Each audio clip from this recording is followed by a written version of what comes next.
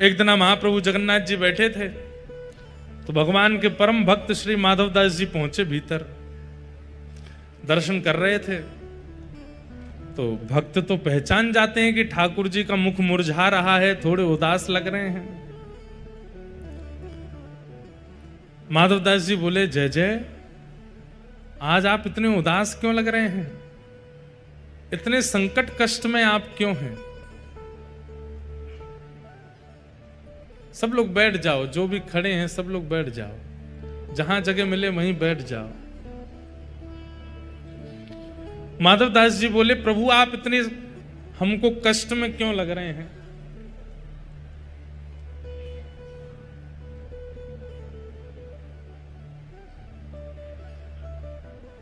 तो जगन्नाथ जी बोले, हमारा मन नहीं लग रहा। बोले, क्यों नहीं लग रहा? बोले, हम पूरी उड़ीसा में विराजमान तो हो गए, खूब बढ़िया चकाचक यहाँ पे पाते हैं दाल भात महाप्रसाद, लेकिन बचपन में जो हम लीला करते थे वो सब यहाँ नहीं कर पा रहे। बोले, क्या नहीं हो रहा? बोले, चोरी नहीं कर पा रहे, हम चोरी करने का मन हो रहा। माधवदास जी बोले, धीरे बोलो, जगन्नाथ बोलते हैं लोग आपको। क्या बोलते हैं? जगन्नाथ। पूरे विश्व की रक्षा करने वाले को जगन्नाथ कहते हैं। नाथ का मतलब रक्षक। और आप जो यहां पे ऐसी अभी चोरी वोरी करने की बात कर रहे हो। ठाकुर जी बोले, भले ही हमारा नाम जगन्नाथ हो गया, ऊपर स्वभाव कैसे छूटे? स्वभाव तो वही है हमारा। बहुत मन हो रहा है चोरी करने का। माधवदास जी बोले, तो फिर चले जाइए, क्यों, किसने रोका आपको? कर आओ चोरी। ठाकुर जी बोले, वो भी तो बात है, अकेले आनंद नहीं आता है, एक आध दो लोग हों साथ में तो सुख मिलता है। माधवदास जी बोले, बगल में सुभद्रा जी और ये बलभद्र जी हैं, इनको ले जाओ। बोले, रहने दो, फिर तो हम ऐसे ठीक हैं। क्यों? बोले, इनको लेकर के जाऊंगा तो फिर एक तो मुझसे खुद ही नहीं संभाला जाता अपने आप को, इनको क्या संभालूंगा फिर मैं? और बलराम जी हमारे वैसे ही क्रोधी हैं, चोरी में अगर पकड़े गए तो सीधा सर धड़ से अलग ही कर देंगे, उसका हत्या और हो जाएगी। और बल्कि बलराम जी तो ऐसे हैं, मैंने अगर इनसे कह दी कि चोरी करने जाना है तो पहले तो मुझे ही चार सुनाएंगे। और नेक्स्ट शर्म ना आवे, इतना बड़ो है गो, भगवान बन गो, सब तो को आके प्रणाम करें, फिर वो चोरी करनो ना छोड़ रहो, चार तो मुझे सुनाएंगे। और फिर उसके बाद चोरी करने का मन बना भी दूंगा तो बलभद्र जी बड़े देव हैं, इनको बड़े देवता माना जाता है। ये जगन्नाथ जी यहाँ पे कहते हैं कि जगन्नाथ जी अगर कोई काम पूरा नहीं कर रहे हो तो बलभद्र जी से कह दो, और ऐसा कह के कह दो कि जगन्नाथ जी देख लो हमारी सुन नहीं रहे, हे दाऊ दादा देख लो ये हमारी बात मान नहीं रहे, आपका काम उसी समय हो जाएगा। तो बड़े देव हैं। बोले, अगर मैंने इनसे कह दी कि मुझे चोरी करनी है तो बलराम जी पूरी जगन्नाथपुरी को बुला लेंगे और सबसे कहेंगे, हमारो लाला चोरी करने आएगा, व्यवस्था करो। ऐसी चोरी की क्या, फिर हमको सुख तो मिलेगा नहीं। बेचारे वहां जहां हम चोरी करने जाएंगे सब बेचारे कहें, लाला चोरी कर लो, आ जाओ हमारे घर, आ जाओ चोरी कर लो। दाऊ दादा के हल से इतना डरेंगे सब, हमको सुख नहीं मिलेगा। माधवदास जी बोले, तो फिर अब चोर कहां से लाऊं आपके लिए? किसको लेके आऊं? किसके साथ जाओगे चोरी करने? तो जगन्नाथ जी मंद मंद मुस्का के बोले, तुम बढ़िया हो, तुम चलो, तुम साथ दो तो हम कर लेंगे। माधवदास जी बोले, वयोवृद्ध शरीर है मेरा, शमशान बस कुछ ही दिन दूर रह गया है मुझसे, हाथ पांव में लकड़ियां, ये हाथ कांपते हैं, पैर कांपते हैं, क्या वयोवृद्ध बूढ़े आदमी के संग क्या चोरी करोगे आप? ठाकुर जी बोले, वो सब हम करवा लेंगे, तुम बस हाँ कर दो। माधवदास जी बोले, नियम तो बता, तो हमने कभी चोरी करी नहीं, हमको पता नहीं है। तो जगन्नाथ जी बोले, सबसे पहला नियम। बोले, क्या? फुर्ती रखनी है, लेकिन फुर्ती में आवाज नहीं करनी है। मतलब गति तो तेज हो, पर जैसे हम चलते हैं तो हमारे पैरों की आवाज आती है, हाथों की आवाज आती है, कपड़ों की आवाज आती है, आवाज नहीं आनी चाहिए। फुर्ती भी हो और आवाज ना हो, पहला नियम। और दूसरी बात, पलके नहीं झपकनी, नेत्र खोल कर रखने, कान खोल के रखने, ध्यान रखना कहीं से कोई आ नहीं जाए। बोले, अच्छा और कोई नियम? बोले, ये दो तुम निभा लेना, बाकी मैं संभाल लूंगा। चलो। माधवदास जी बोले कहां जाएंगे चोरी करने, कौन गोपी यहाँ, कौन गोपी के यहाँ जाओगे? बोले गोपी वोपी के यहाँ नहीं जाएंगे। तो बोले ये जो राजा हैं जगन्नाथपुरी के, इनके बगीचा में खूब सुंदर सुंदर कटहल होते हैं, और देखो ये हमारे लिए भोग लगाने भेजते नहीं है, हमको कटहल खाने का मन कर रहा है, कटहल की चोरी करके आएंगे। माधवदास जी बोले इतना सब कुछ करने की क्या आवश्यकता है, हम राजा जी को पत्र भेज देते हैं, कटहल भिजवा देंगे, कल कटहल ही कटहल पाना, आप चोरी करने का। अरे माधवदास फिर तुम वही बात कर रहे हो, तुम कटहल मंगाओ, चलो कह दो राजा से कल एक कटहल भेजे। कटहल आया, बोले अब इसकी सब्जी बनाओ, सब्जी बनाओ, अब हमने पाली अब तुम पाओ, वो पाली। बोले अब स्वाद मिल गया? बोले हाँ, अब तुम चोरी वाले कटहल का स्वाद देखना, इससे दुगना होगा। अब ये जो सुख मिला है ये फीका लगेगा उसके आगे, इसलिए अब चोरी करने चलो। माधवदास जी बोले ठीक है। तो बोले मैं रात में मेरे को सिंह द्वार पे मिल जाना। वो सिंह द्वार पे नहीं, दक्षिण द्वार पे मिलना। सिंह द्वार पे तो सब खड़े रहते हैं, रात में सोने नहीं देते, बैठ जाते हैं वहां पे, कई भक्त रात भर नाम कीर्तन करते हैं, सबको पता चल जाएगा मैं निकला हूं। दक्षिण द्वार पे मिलना।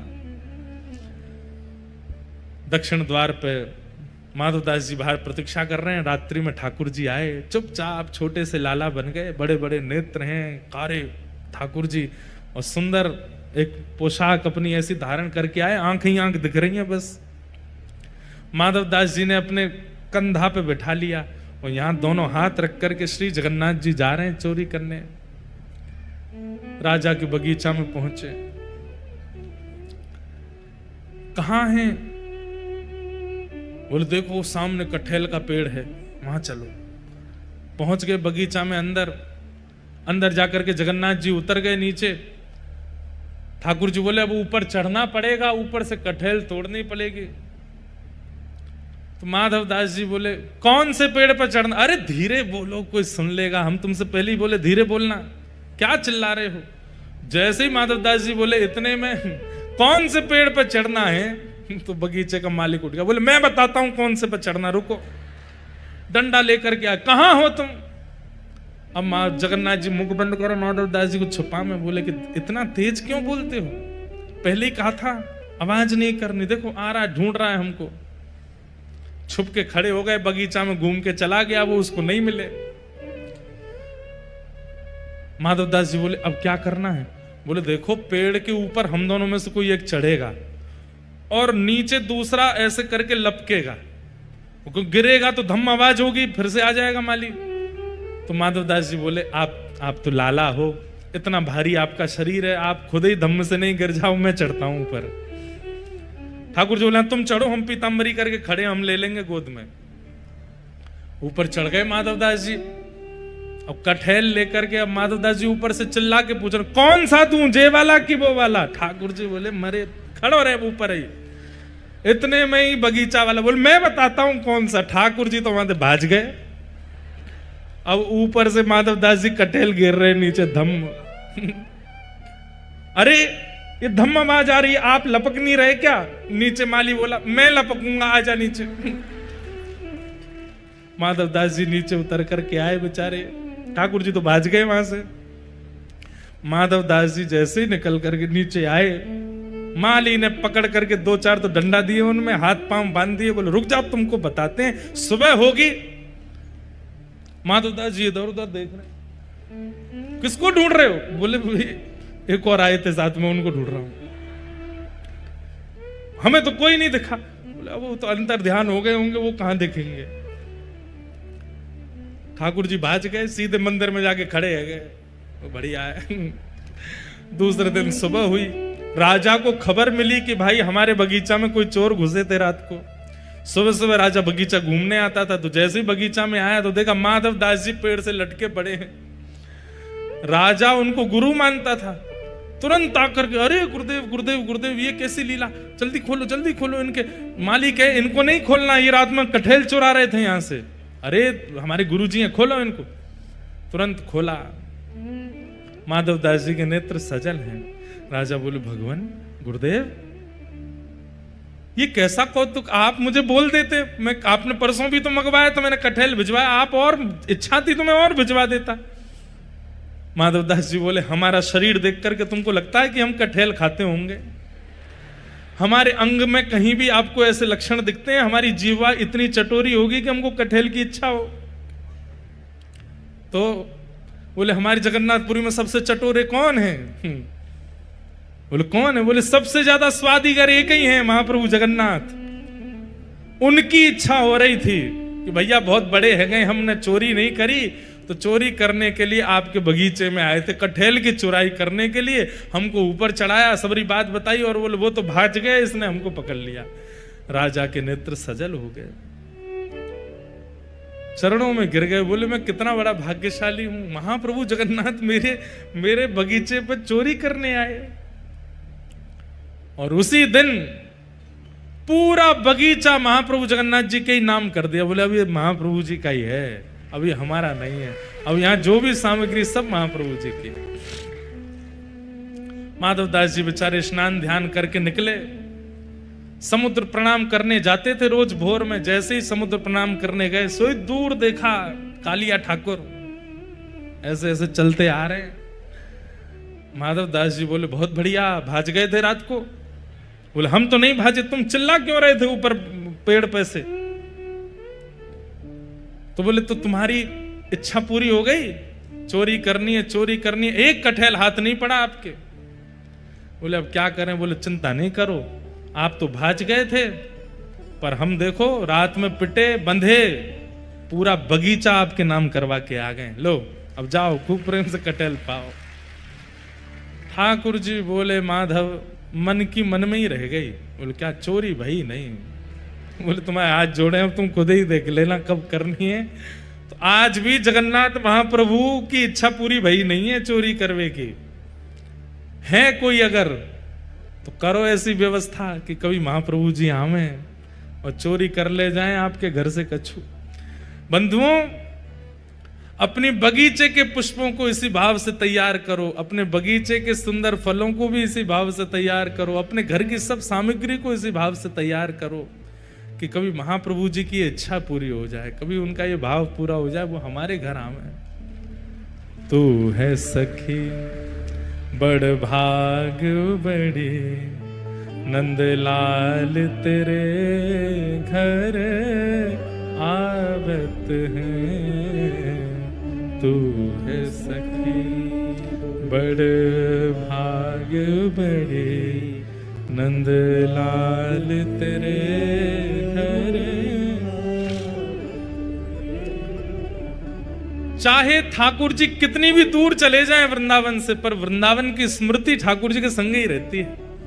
वृंदावन की लीला ठाकुर जी कहीं नहीं छोड़ते। श्रीनाथ जी चोरी करते हैं, हमारे जगन्नाथ जी चोरी करते हैं, वहां द्वारिकाधीश चोरी करते हैं।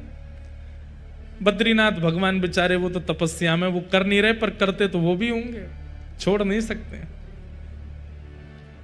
ऐसे हमारे महाप्रभु जगन्नाथ, कैसा अनुग्रह है ठाकुर जी का अपने भक्तों के ऊपर।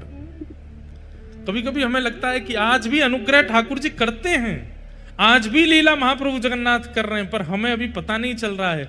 हमारे जब समय निकल जाएगा तब कोई भक्त की गाथा निकलेगी इस काल के, उसके ऊपर कृपा कर रहे होंगे अभी भी ठाकुर जी। तो इस प्रकार ठाकुर जी की बाल लीलाएं व्रज में चल रही हैं। सब ब्रजवासियों ने कही कि कोई ना कोई राक्षस लाला के ऊपर आक्रमण करें। आज 2 वृक्ष गिर गए, नलकुवर मणिग्रीव ऊखल में बंधे थे ठाकुर जी। ब्रजवासियों ने कहा कि हमारे लाला पे इतने संकट आमे, अब हमें यहाँ गोकुल में नहीं रहना चाहिए, अब कहीं और चलो। और तब कहाँ गए? श्रीधाम वृंदावन को प्रस्थान किया है कि वनम वृंदावनम नाम पशव्यम नवकाननम। वृंदावन चलो, वृंदावन चलो, वहां जाकर के विराजेंगे और वहीं रहकर के लाला की सेवा करेंगे। किशोरी जी के हृदय से प्रकट हुआ है वृंदावन, इसीलिए वृंदावन रसामृत पद में गाया, श्यामा हृदय कमल सो प्रगट्यो। और जब किशोरी के हृदय से प्रकट हुआ तो किशोरी जी के हृदय की प्रकट कमल को ठाकुर जी देख करके प्रसन्न हो गए। तो श्याम हृदय को भाए, श्यामा हृदय कमल सो प्रगटो श्याम हृदय को भाई, वृंदावन प्यारो वृंदावन। ठाकुर जी वृंदावन आकर के अति सुख में हो गए। बहुत प्रिय लगता है ठाकुर जी को वृंदावन।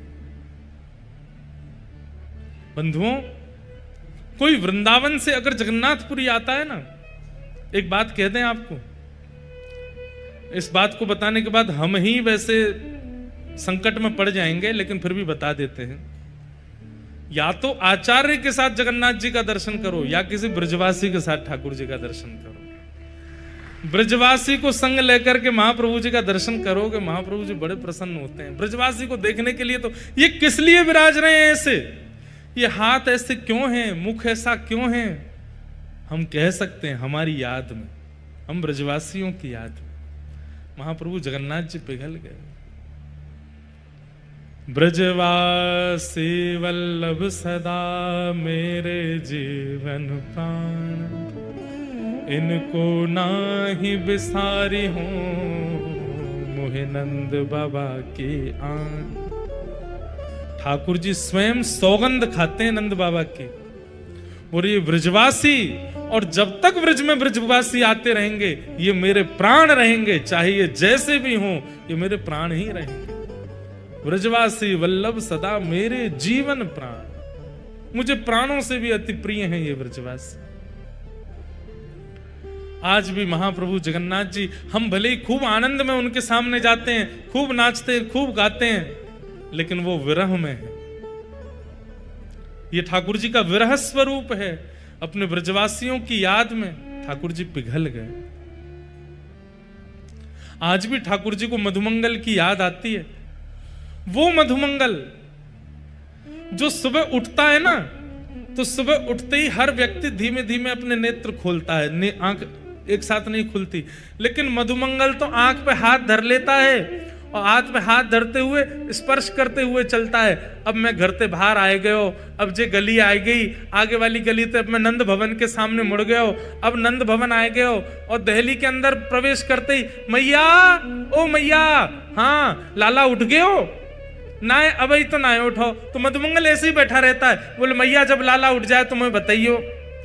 यशोदा मैया जाए के कहे लाला तू आंखन पे हाथ धर के काई को बैठो।